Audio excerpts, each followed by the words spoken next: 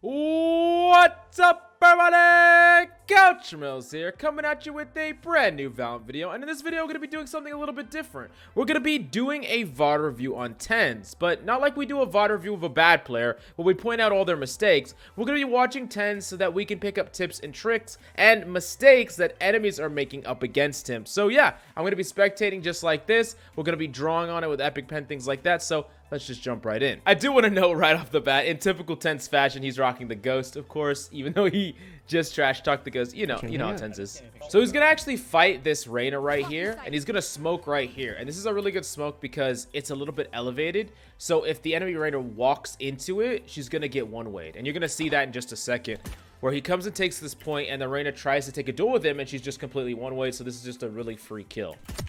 One enemy remaining.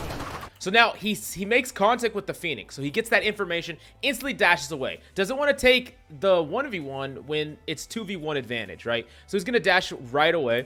He trying. And now they both know where they are. So they're going to actually communicate here. You're going to hear it in just a second. Spike's here. Pinging the spike, good information for his Phoenix. Okay. Well, we can just peek him and I'll peek with you. Peek him and I'll peek with you. So this is something that pretty much is just what you should always be doing in a 2v1. Not splitting up, making sure that y'all are swinging off each other or swinging at the exact same time. So when his Phoenix engages, he's going to engage to follow it up. And you're going to see that in just a second. I'm ready to swivel one over side. So he gets information about where he is at. His Phoenix is going to swing. So he did a soft jiggle there. He's not full committing yet because he doesn't want to die before his Phoenix is ready when his Phoenix is watching the left. Then his Phoenix is going to engage here. And as his Phoenix engages, he's going to re-engage. And even though the enemy Phoenix is going to kill his Phoenix, he's going to get the refrag. So basically, very textbook play. Something that you should always do in a 2v1 scenario. You got that dual partner. That's what you should be doing. I got him. So if we look at the eco for his team, the majority of players are going to buy up here, but TENZ is going to do something definitely untraditional, and he's going to buy up to a Marshall. Now, I think the main reason he's doing this is, one, he's on defense and holding long, and two, it's going to scale a little bit better going into the next round when the enemy is going to buy guns. And he has a lot of advantage here because his teammates are buying the reliable weapon. What was the sense before? 0.345 at 800. I wouldn't suggest buying the Marshall, if I'm being honest, in this round, because it's actually harder to hit targets that are running and moving very quickly, like they would be with pistols, classic pistols in particular. But if you are specifically holding a long sight line and your team is all buying and you have a very high likelihood of winning that round and you're a character like Jet, I think you could get away with it, especially if you put in the work with the Marshall, like TENZ does. All right, we're testing out this new thing. I think he looped some. Oh my. Scanning ahead. Okay. Oh, You shit. barely got out of there. Oh, shit. I think if that Omen just peeked, he probably would have killed him. But I guess his teammate was holding, and his teammate had a better weapon. So the aggressive challenge in the dash. Spike down B. Just TENZ things, man. That level of confidence is crazy. All right, I'm sending this over. One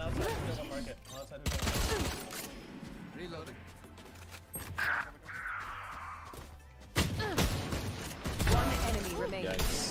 He's outside hookah. I'm pulling back Sova. Okay, I'm holding short right now. Yep. So this is actually interesting right here. I wanted to point out a few things with Epic Pen because I have it. So the Sova, actually Sonic's long here, gets information that the enemies are not in this area.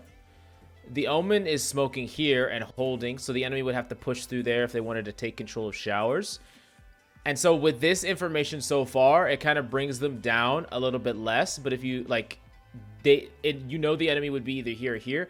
But the Cypher actually put a cam here and peeked out, and I think he saw no one there. I don't know if he activated it yet. Let's watch in just a second. But basically what they're doing is, even though they're on defense, they're trying to, as safely as possible, take as much control of the map as possible or gather information. Like the Omen is gathering, like he has taken control of showers, and if the enemy wanted to push through there, they have to push through it blind. If the Sova has successfully gathered information over here. So you're seeing like the little pieces of things that like all of the people in this lobby are already, what they're doing to get information, what they're doing to kind of control the map and figure out where an enemy is going to execute. So So like they eliminated these, and then the flame wall's coming out mid, so obviously it's going to be a mid push. He has his Phoenix right here in short. His Phoenix has his ultimate, so that's what his Phoenix is probably going to do to delay, because the enemy is going to try to commit to him. And obviously with this flame wall that's splitting right here, they're going to try to get into U-Haul. They flame walled. They flame walled. I can't see. I got walled. He got a kill. It's really good. Up, up. I think he tagged that Phoenix. I'm not entirely Dude, sure. that turret is if he gets that insane. shot. The turret's insane.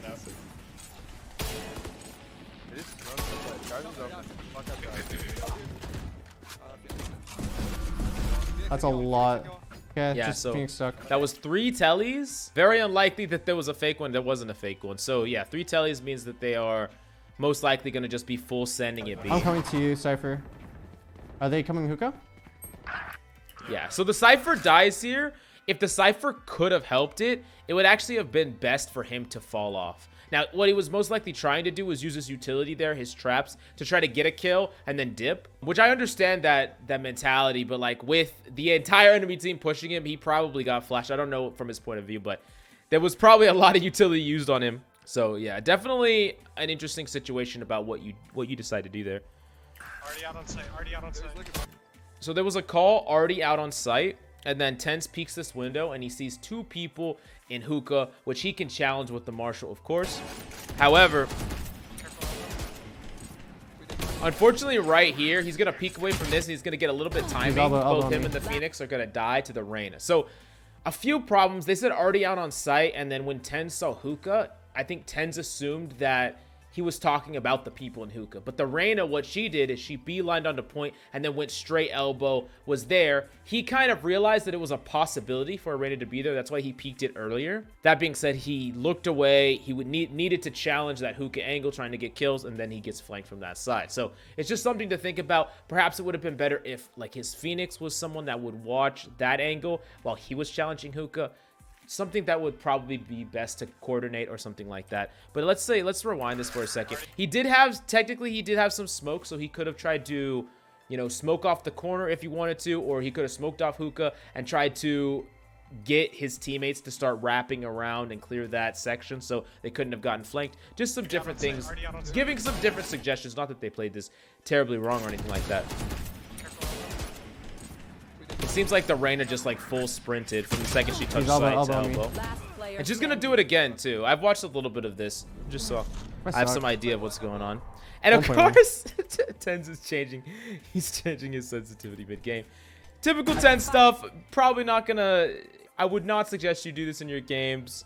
But, you know, it's TENZ. So. I keep messing with the zoom. I actually think messing with the zoom ratio is worse than messing with the TENZ. He even says it's worse. It's funny. Okay. It just feels. It feels better. I don't know how to explain it. Okay. Like now we're finally on like a legitimate gun round. So they're doing pretty good because they won that pistol round. Then they won their free bonus round because the majority of them bought up. Actually, all of them bought up with TENZ buying a Marshall. And then that next round they lost because the enemy had like legitimate guns. So that was the round that they were supposed to lose. But it's fine. They have an advantage here, and now they get to buy full weapons and things. Monitor stand is 8. How am I supposed to put my keyboard and mouse on the desk? So TENZ will often challenge these longer angles, and he'll be ADSing, and there's some controversy around ADSing, but the reason that you would want to ADS is because it actually improves your first shot accuracy. So when you're holding a really far away angle, it's actually very good to do this, and TENZ will do this a lot. You know, challenging places like Ascent A from the very far angle, or he's challenging long, he's challenging hookah at this really slight head height right here where enemies will slide their head right along here. TENZ will often challenge that by putting his crosser right there and then just moving left to right because it's a lot easier to hit those shots than like moving up and down vertical. You'll see them. My stand is taking up most of my desk. Unfortunately, his Phoenix gets killed. Joke's over. Yeah, he's coming up. One is lurking showers. Oh, that's such a clean flick. He puts pressure there on the left side. He knows the Phoenix wrap to the right, but he can't afford to wrap and leave, right? He wants to take these duels on the left first, and then he's going to potentially either kite the Phoenix ult, so he's not even going to attempt to challenge, or he's going to challenge it afterwards. Which right there, he takes some fire, he hears the Phoenix ult disappear. Down B. Phoenix all dead in armor. I've run. Now he's holding this long sideline again. You know, ADS really far sideline. He'll do this a lot. Jump peeking here to gather info to see if anyone wrapped to hookah. No one did. Yeah, I took TP. And then someone takes TP, so he's gonna rotate. Johnny the Geek for some. Reyna pushed in close. So that, see, this Reyna really likes to cut people off very aggressively. Very much about timing, and because she did it before, right? Here, she was already here. She was already almost ready to cut them off again. If she got there a little bit sooner, she might have been able to fight them where they weren't expecting, like all the way up here, right? So sometimes, like, this will happen a lot where a duelist, a good example of, like, they had two people, one right here and one right here, right? And then they teleported. But their teammate, the Reyna, hypothetically, was already rotating. So, like, let's say hypothetically she's already here. Okay, when they take the TP, that signals you and your teammate to go rotate. But the thing is, they already have someone in position to push here and cut you off here. And so that's something that can happen, and I'm sure it's happened in your games where you think, oh, they just tellied. If I beeline right now, we'll meet at the point at the same time. They'll touch point from showers, and I'll touch point from CT at the exact same time. But they had someone prematurely already push that. So that's something that you need to watch out for. It can definitely happen in your games where you get caught off from someone that is basically prematurely getting ready to rotate before the rest of their team. So the enemy Reyna is gonna ult. They're gonna plant. So this is crazy right here. This is a crazy move right here. So that's absolutely nuts. Let's really break down exactly what he does here. So he hears the ult, he hears the plant. So he's gonna smoke this cross right here. He's gonna smoke over top, and I think what he was, I'm not entirely sure what he was trying to smoke there. I think he might have been trying to smoke this. I'm not entirely sure. I think he missed a little bit, and I think this smoke, he wanted it a little bit tighter to guard this angle, because I think what he was trying to do is smoke the close angle, like the underneath angle, smoke this peak and smoke that peak. I think he missed a little bit, but the dash updraft straight on the box was perfectly executed, and he gets to basically kill this Phoenix for absolutely free. Spike planted. And then he quickly flicks, so you notice that he just insta-flicks to the left side just in case someone is from showers. They did take TP. There's a high likelihood chance that someone is holding showers. So he went to the highest threat territory, and then he's going to hold that as he drops off so he protects himself from the other side. 3. I'm gonna walk you. Shower. Unfortunately, shower. he does finally get peek from shower. It takes forever, but he finally does get peek. But his Phoenix, or his Omen actually manages to clutch up. I think Gets the frag on Reyna and then the eventual refrag. yeah. Jill Ty for the sub. Thank you. If you want more VOD reviews, go to that GameLeap website. Thank you, Nico, Anyways, for the sub. back into the video. Okay, I'm going. I'm leaving. So they called out short and showers with 2 separate locations. It's a lot less likely. So like if enemies make contact like only here, there's a chance it could be there's a chance that it's not a full execute, right?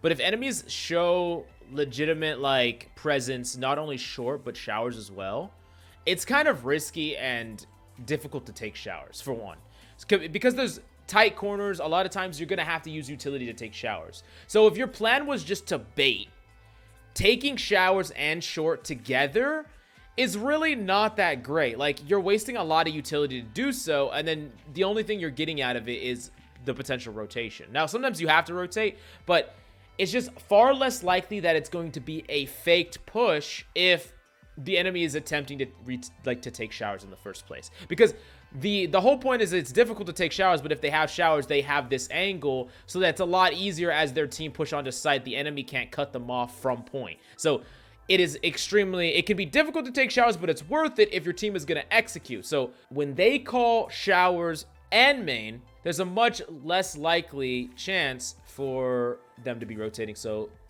it's going to be some fast rotations going on. Rocky. I'm thinking Danny for the sub. Yeesh. Yeah, so gets the info, so he's going to insta-challenge. That's pretty much basically as the smoke goes up there and as the enemies are pushing onto point, that's the last chance you have to really, like, push on and challenge. If you wait too long and the enemies get set up, they're just going to be able to hold the smoke. So with the Cypher ult going off, he pushes through. He instantly sprays down the Killjoy, and the millisecond he kills her, he dashes away. Oh, man, he almost killed them both. This smoke on you. Spike That flick down was A. sick. Smoke triple. You think he has you with that? So what do you think happens here? Does the Silva clutch? I'm like, I didn't watch past this point, so I don't know. Let's figure out. Does the Sova, like, A, just one tap him? B? No, I'm not creative enough to think of this shit. Like, I don't know what he does. Where I don't even know where Spike is down at. That would definitely, because he has to go to Spike. Like, so like if he had Spike, I don't even, like, he doesn't have control of Spike. Like, I don't know if the Phoenix has Spike. He probably does. There's a chance the Phoenix just rotates off here. Did he see a head? Nope, he's Holy not. He's shit. planting. Didn't see shit. Spike planted. Oh, Joke's over. You're dead. Yo, he popped the ulti. oh, damn! The wall bang spray. Shit. All right, we're gonna break down. I think one more round here.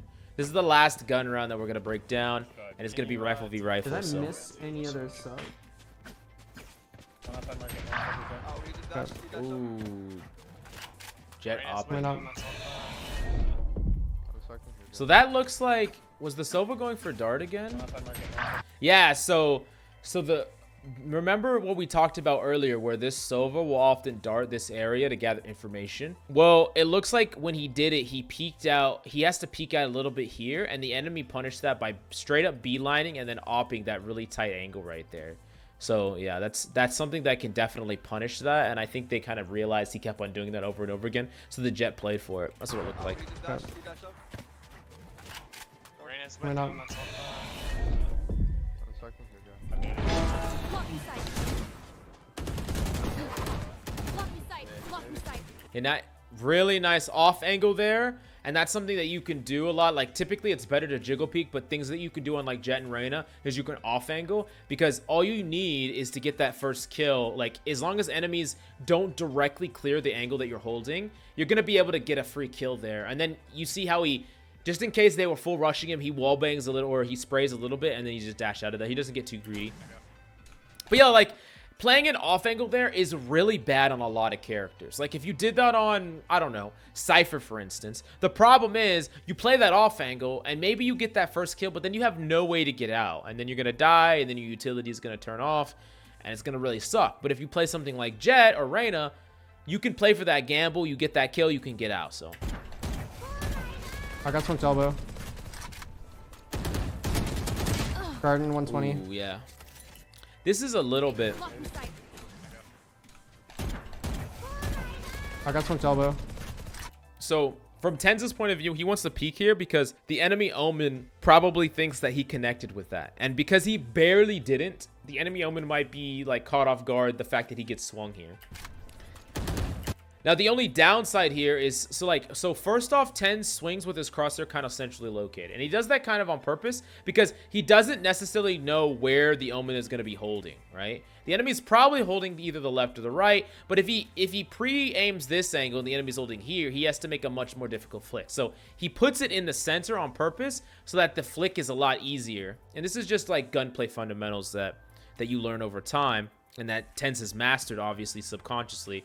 But he put it here because this little left flick is very easy for him. Now, unfortunately, he barely misses the headshot. He only connects with 3 body shots.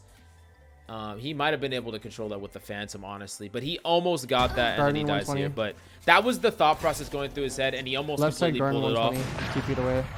But yeah, this is us just breaking down, like, I don't know, 7 rounds of Valorant. We didn't even break down that many. And we already have, like, over 20 minutes of content, and I can do this a lot in the future where we really break down like the rotation strategies, the individual micro play of like the player themselves and the macro strategies, but I gotta know if you like this type of format. I know it's a little bit different. You get to see my ugly balding mug, and there's just a lot that we can cover here, but I need to know if you like it. Of course, smash that like, subscribe, and let me know what you think about it in the comments down below. And go to the GameLeap website for more in-depth breakdowns and VODs just like this, plus more. And you're really going to like it, so I hope you go check it out. But thank you so much for coming by. I really hope you enjoyed the video. I love your faces, and I'll see y'all next time.